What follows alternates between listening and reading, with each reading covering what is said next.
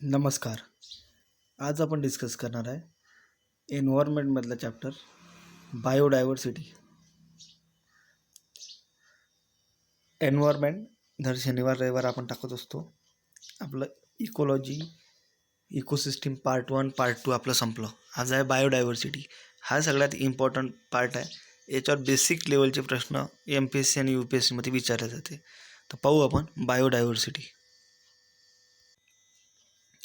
सगळ्यात अगोदर तुम्ही मला सांगा बायोडायव्हर्सिटी म्हणजे होते काय. मराठीत म्हणते जैवविविधता, विविधता. बायो बायो म्हणजे याचं इंग्लिशमध्ये मिनिंग आहे लिव्हिंग, आणि डायव्हर्सिटी म्हणजे व्हरायटी. माहीत आहे आपल्याला. मग या बायोडायव्हर्सिटीले सिम्पलमध्ये काय म्हणते, एकदम सिंपल डेफिनेशन: पृथ्वीवर जीवनाची असणारी विविधता.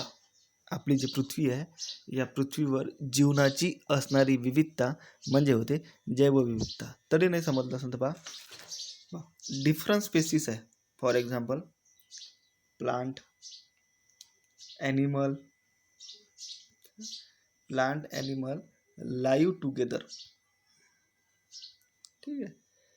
Different species plant animals live together म्हणजे बायोडायव्हर्सिटी. समजलं आपल्याला. पृथ्वीवर जीवनाची असणारी विविधता म्हणजे होते बायोडायव्हर्सिटी. बायो म्हणजे लिव्हिंग आणि डायव्हर्सिटी म्हणजे व्हरायटी. त्यानंतर आपण बायोडायव्हर्सिटीचे 3 लेवल येते. कोणते कोणते? जेनेटिक, स्पेसिस आणि इकोसिस्टीम. पहा कसं.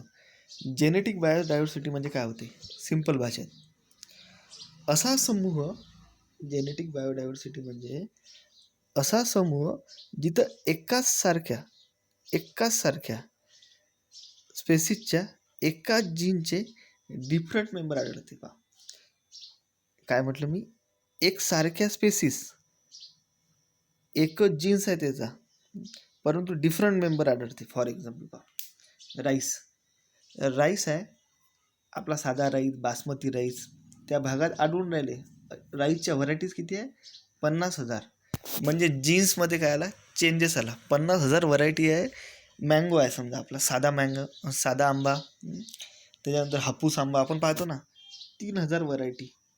ठीक आहे. तर याला म्हणते जेनेटिक, म्हणजे एकाच जातीचे आहे परंतु त्याचे जीन्स काय वेगवेगळे आहे. ठीक आहे. जीनमध्ये डिफरंट आढळते त्यांच्या, हे याला म्हणते जेनेटिक डायव्हर्सिटी. त्यानंतर स्पेसिस डायव्हर्सिटी म्हणजे काय होते? वेगवेगळ्या स्पेसिसचे प्राणी एकाच ठिकाणी जेव्हा राहते, वेगवेगळ्या स्पेसिसचे प्राणी एकाच ठिकाणी. डायव्हर्सिटी म्हणजे विविधता आणि स्पेसिस म्हणजे प्रजाती. तर पहा याच्यातच त्याचा अर्थ आहे. स्पेसिस डायव्हर्सिटी म्हणजे वेगवेगळ्या स्पेसिसचे प्राणी एकाच ठिकाणी राहते, त्यांना म्हणतात स्पेसिस डायव्हर्सिटी. फॉर एक्झाम्पल एखादा एरिया घेऊ आपण. समजा आपलं गाव आहे नांदगाव, तर इथं ॲनिमल, बर्ड्स, ह्युमन, डॉग वेगवेगळे स्पेसिस आहे. ॲनिमलमध्ये बर्ड्स आला, ह्युमन आला, डॉग. त्याच्यानंतर प्लांट, वेगवेगळे प्लांट, साप, अजगर, हे प्राणी, वेगवेगळ्या स्पेसिसचे प्राणी एकाच ठिकाणी जेव्हा राहते त्याला म्हणजे स्पेसिस डायव्हर्सिटी. त्यानंतर इकोसिस्टीम डायव्हर्सिटी. इकोसिस्टीम म्हणजे काय होते? एका एरियामध्ये नाही का किती इकोसिस्टीम आढळते. प्लांट प्लस ॲनिमल यांना राहण्यासाठी विशिष्ट परिसंस्था असणे म्हणजे इकोसिस्टीम डायव्हर्सिटी. पहा, इकोसिस्टीम म्हणजे परिसंस्था आणि डायव्हर्सिटी म्हणजे विविधता, म्हणजे परिसंस्थेची विविधता. फॉर एक्झाम्पल पहा, अमरावती आहे. अमरावतीमध्ये नाही का वेटलँड आहे, दलदलीचा प्रदेश आहे. ॲक्विटिक आहे म्हणजे एखादा तलाव वगैरे आहे. वेटलँड काय झालं, एक बायोडायव्हर्सिटीचा भाग आहे, आणि ॲक्विटिक काय एक बायोडायव्हर्सिटीचाच भाग आहे. त्यानंतर कोरल आहे, कोरल रीफ आहे, मँग्रूव्ज आहे. ठीक आहे. डेझर्ट आहे. जे आढळते म्हणजे छत्री तलाव याच्यात आला. ठीक आहे. त्याच्यानंतर वेटलँड नाही म्हणा अमरावतीत, एखाद जंगल असन त्याच्याच बाजूनं समोर गेले छत्री तलावाच्या एक जंगल आहे, पवराचं जंगल. पौरा जंगल. तर हे दोन काय झाले, अमरावतीमध्ये दोन इकोसिस्टीम आढळते बा. चला, त्याच्यानंतर स्पेसिस रिचनेस म्हणजे काय होते. स्पेसिस रिचनेस हा काय कॉन्सेप्ट आहे तर बा, स्पेसिस रिचनेस म्हणजे एका परिसंस्थात स्पेसिस किती आहे, ठीक आहे, म्हणजे किती प्रजाती आहे बा. समजा फॉरेस्ट आहे, जंगल आहे, जंगलामध्ये नाही काय 4 वेगवेगळ्या प्रकारचे झाडं आहे, प्लांट आहे, वेगवेगळ्या प्रकारचे. यालाच तर मेन डायव्हर्सिटी म्हणते. निंबाचंही झाड आहे, आंब्याचंही झाड आहे, त्याच्यानंतर वेगवेगळं आहे, नीम, आंबा, बाबुलीचंही झाड आहे तिथं, त्याच्यानंतर तिथं लिंबू आहे, ठीक आहे. हे झाले स्पेसिस रिचनेस.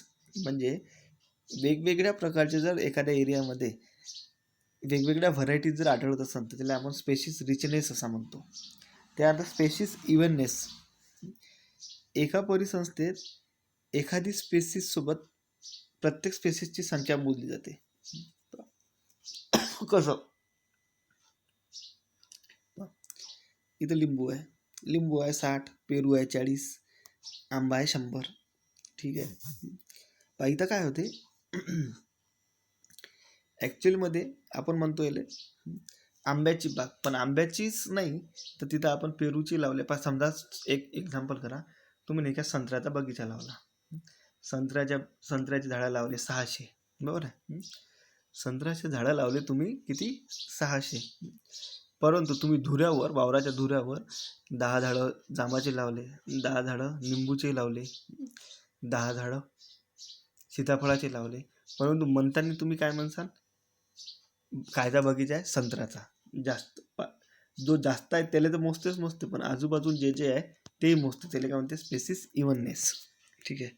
आणि रिचनेस म्हणजे एका परिसंस्थेत किती स्पेसिस आहेत हे मोजल्या जाते.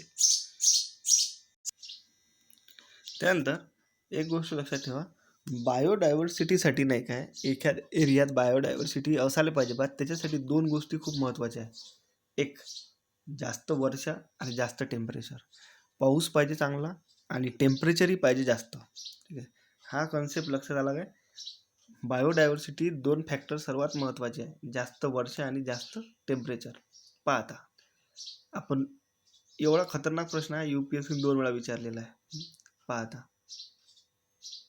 आपण हे विश्ववृत्त म्हणतो, हे आहे कर्कवृत्त आणि हे आहे मकरवृत्त, ठीक आहे. बरोबर ऑब्झर्व करा, कर्क, मकर आणि हे आहे विश्ववृत्त, ठीक आहे. 23.5 डिग्री नॉर्थ आणि 23.5 डिग्री साऊथ, हे आहे 0 डिग्री. तर पहा, मला सांगा, सरळ कन्सेप्ट आहे, बायोडायव्हर्सिटी जे असते ना, जिथं जास्त वर्ष आहे, जिथं जास्त टेम्परेचर त्या भागात, तर लक्षात घ्या जास्त टेम्परेचर कोणत्या भागात आहे, या कर्कवृत्त आणि विश्ववृत्ताच्या दरम्यान, या खालच्या मकरवृत्त आणि विश्ववृत्ताच्या दरम्यान. म्हणजे जगात सर्वात जास्त बायोडायव्हर्सिटी कुठं आढळतं, तर कर्कवृत्त आणि मकरवृत्त दरम्यान आढळते.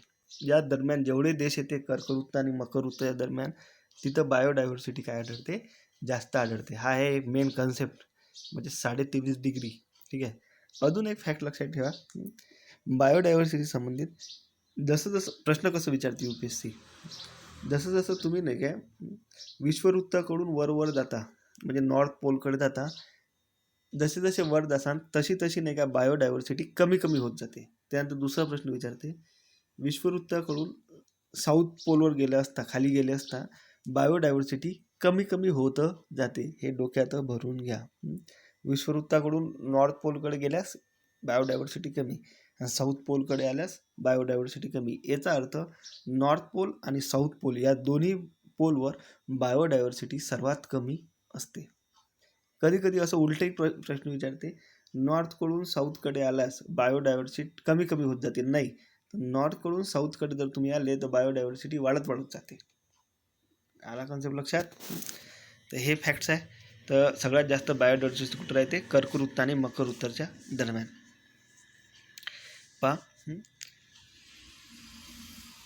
त्यानंतर कर्कवृत्त मकरवृत्त दरम्यान येणारे नाही काय जवळपास 17 देश आहे, त्यांना नाही काय मेगा डायव्हर्सिटी कंट्रीज किंवा mega diversity centres in the world असं म्हटलं जाते. अगोदर 12 होते ना, आता 17 आहे. त्यामध्ये इंडिया आहे काय. तर पहा कोणते कोणते देश आहे. लिस्ट जर आपण बनवली ना, नॉर्थ अमेरिकेमध्ये जर गेले तर USA मध्ये आणि मेक्सिको. त्यानंतर साऊथ अमेरिकेमध्ये जर गेले तर ब्राझील, पेरू, त्याच्यानंतर व्हेनेझुएला, कोलंबिया या देशामध्ये आढळते. आफ्रिकामध्ये जर गेले तर कांगो, साऊथ आफ्रिका, मेडागास्कर. एशियामध्ये जर आले तर इंडिया, इंडोनेशिया, मलेशिया, चीन. ऑस्ट्रेलियामध्ये गेले तर ऑस्ट्रेलिया, न्यूझीलंड. ठीक आहे. एवढ्या देशामध्ये नाही का 17 देशामध्ये, या 17 देशांना मेगा डायव्हर्सिटी कंट्रीज असं म्हटलं जाते. इथं सर्वात जास्त बायोडायव्हर्सिटी आढळते, कारण हा उष्णकटिबंधीय भाग आहे आणि उपोष्णकटिबंधीय आहे. त्यानंतर पहा हॉटस्पॉट.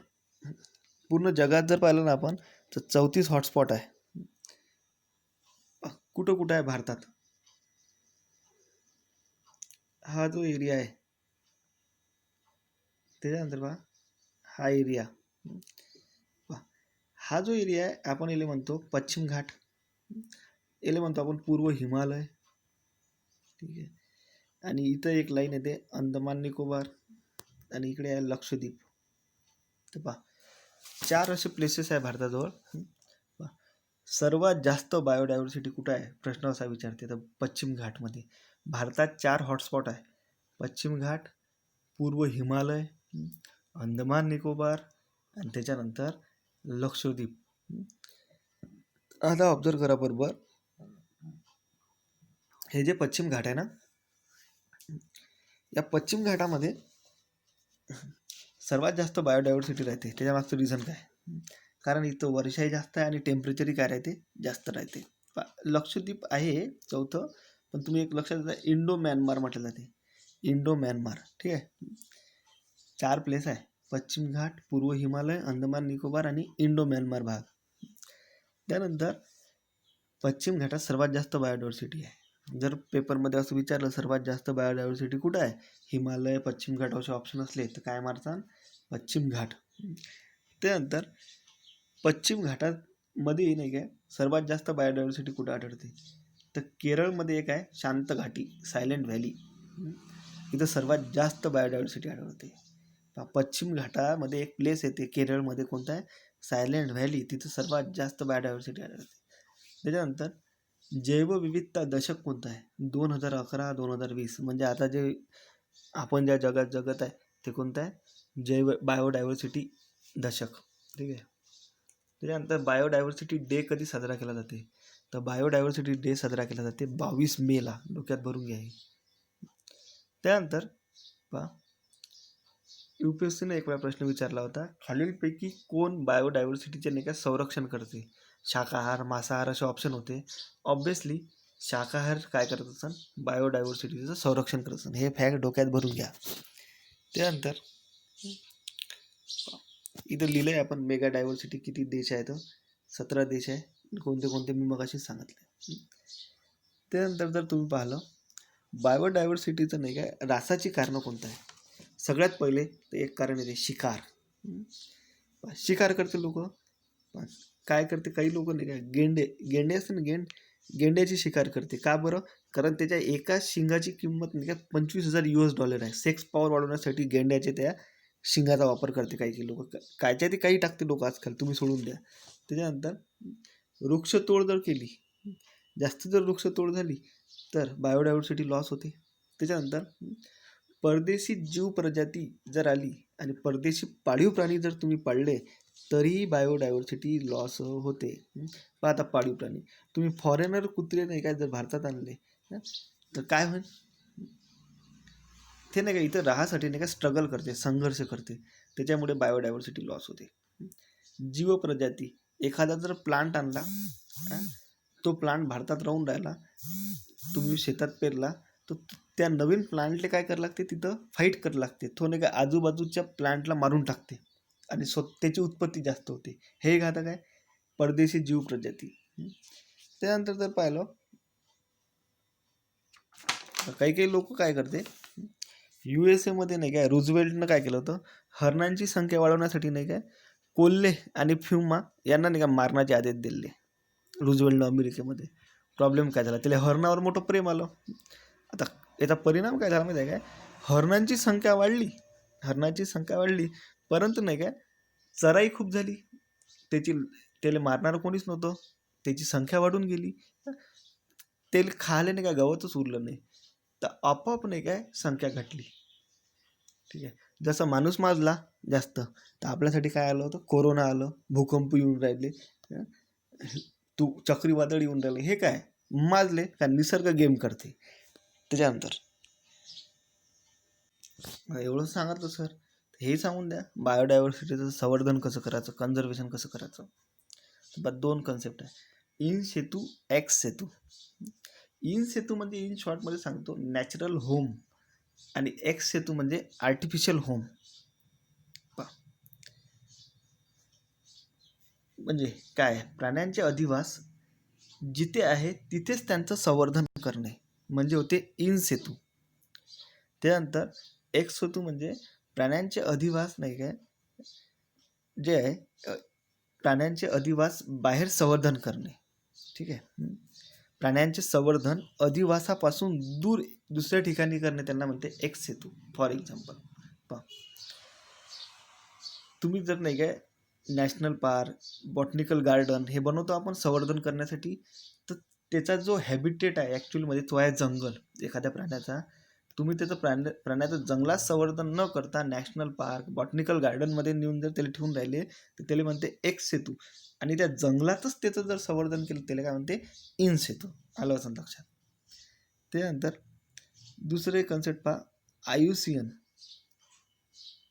हे IUCN काय करते, इस्टॅब्लिश आहे याची 1956ची, आणि यानं नाही काय IUCN 1963 पासून नाही काय रेड लिस्ट आणि ग्रीन लिस्ट प्रकाशित करते. एक लाल पेज घेते आणि त्याच्यावर नाही काय संकटग्रस्त जे प्रजाती आहे त्यांचे नावं लिहिते आणि जगाला सांगते याचं संवर्धन करा. International union conservation of nature. ठीक आहे, हे युनोचा पार्ट नाही, हे डोक्यात भरून घ्या. ठीक आहे, ग्रीन लिस्ट अशा प्रजाती ज्या नाही का आधी संकटग्रस्त होत्या पण आता नाही, त्याला म्हणते ग्रीन लिस्टमध्ये टाकते. रेड लिस्ट कॅटेगरीचे नाही का 9 टाईप पडते. पहा कोणते कोणते आहे. एक आहे इनडेंजर्ड स्पेसिस.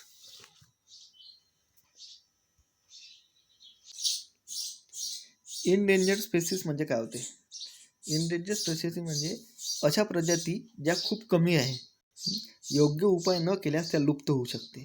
त्यानंतर आहे रेअर स्पेसिस, ज्यांची संख्या नाही का खूप कमी आहे. व्हर्नेरेबल म्हणजे संख्या सतत कमी होत आहे, सातत्याने घटत आहे. त्यानंतर इंटरमायनेट स्पेसिस, धोक्यात आहे की नाही याची माहिती मिळत नाही, त्यांना म्हणतात इंटरमिडिएट स्पेसिस. अनिश्चित. क्रिटिकली इंडेंजर्ड, एक वर्ड येते याच्यात खाली असून ते याच्यात दिसून राहिलं आपल्याला. क्रिटिकली इंडेंजर्ड 5वा टाईप आहे. क्रिटिकली इंडेंजर्ड म्हणजे होते अत्यंत संकटग्रस्त. नियर थ्रेटेड, बस संपतच आहे, जवळ आहे संपण्याच्या. लिस्ट कॉन्क्लेट, आणि शेवटी आहे थ्रेटड. ठीक आहे, एवढे टाईप पडते. रेड लिस्ट कॅटेगरीमध्ये असे येते. इंडेंजर्ड लक्षात ठेवला आणि क्रिटिकली इंडेंजर्ड. ठीक आहे, मला सांगा बरं, जर एखादं बेट आहे तिथं बायोडायव्हर्सिटी कशी राहील, तर लक्षात घ्या, ज्या बेटाचा आकार नाही काय मोठा राहील ना तिथं बायोडायव्हर्सिटी जास्त राहील, आणि ज्या बेटाचा आकार नाही का कमी राहील ना तिथं बायोडायव्हर्सिटी कमी राहील.